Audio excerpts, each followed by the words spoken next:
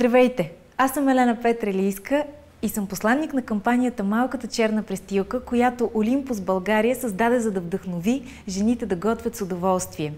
Знам, че жените в днешно време са изключително заети. Опитват се да правят хиляди неща наведнъж. Затова, за тяхно улеснение, заедно с Олимпус, създадохме няколко видеорецепти, които са лесни, бързи за приготвяне и не на последно място здравословни.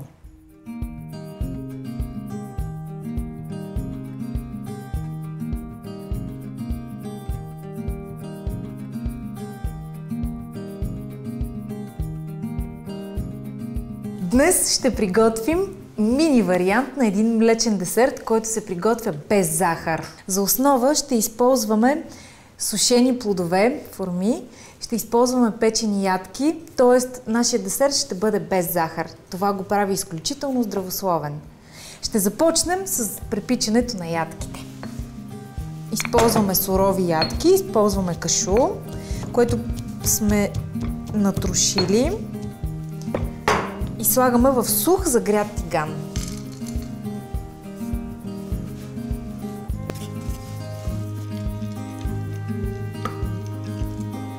За много кратко ще ги запечем, колкото да пуснат от своя аромат. Докато изчакаме ядките да се препекат, взимаме около 20 форми, което е близо 200 грама форми, и ги режем на ситно. Преди това сме махнали постилките от тях.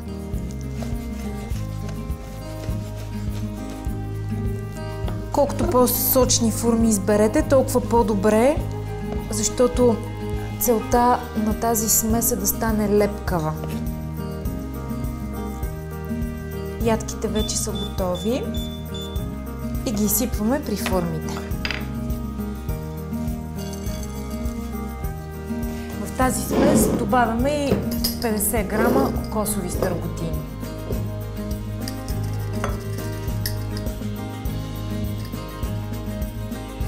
И оформяме нещо като тесто. Добавяме съвсем мъничко лимонов сок. Смесваме и след секунди ще бъдем готови да направим блат в рингове. Сместа трябва да е много лепкава, за да може да се образува този блат. Слагаме вътре.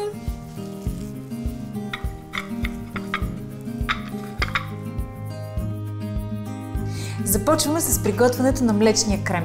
За него ни е необходим желатин, който да разтворим на водна баня. Тук имаме касерола, в която има вода, отгоре слагаме купа, в която има 60 мл вода, изсипваме желатина и го оставяме да набъбне.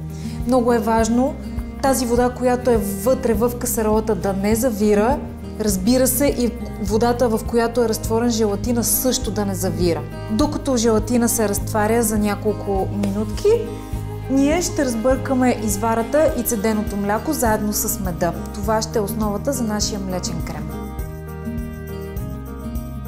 В тази рецепта ще ползваме пълномаслено цедено мляко. Това ще даде една допълнителна кремообразност на нашия крем. Количествата на цеденото мляко и на изварата са почти равни. Цедено мляко 350 грама, извара 300 грама. Добавяме меда, който е 60 грама и бъркаме. Бъркаме, докато не се получи хомогенна смес. Тоест трябва да имаме гладка смес, напълно гладка. Желатинът вече е разтворен, така че можем да го добавим към млечната смес.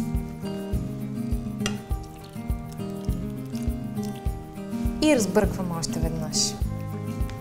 Този десерт трябва да остане в хладилник едно денонощие, за да може да стегне добре. Сместа ни е напълно готова и можем да я разлеем в ринговете.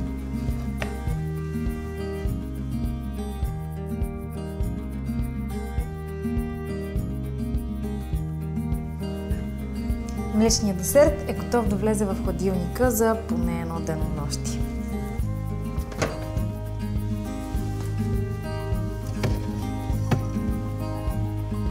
Нашият млечен десерт е вече готов. Време е за декорация.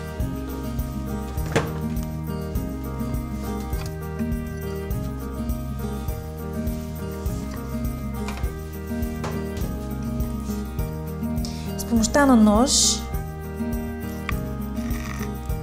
отлепете стените с ринга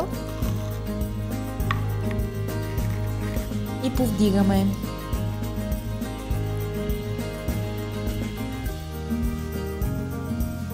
Същото правим и с другия.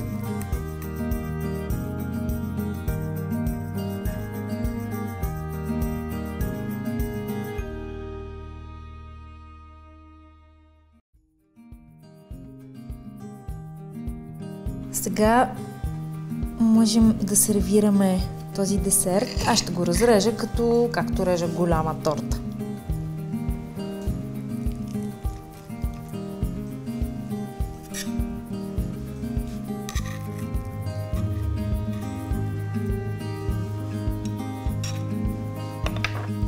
За декорация ще използвам кокосови стърготини, малко сушени форми, всичко това, което има вътре в десерта.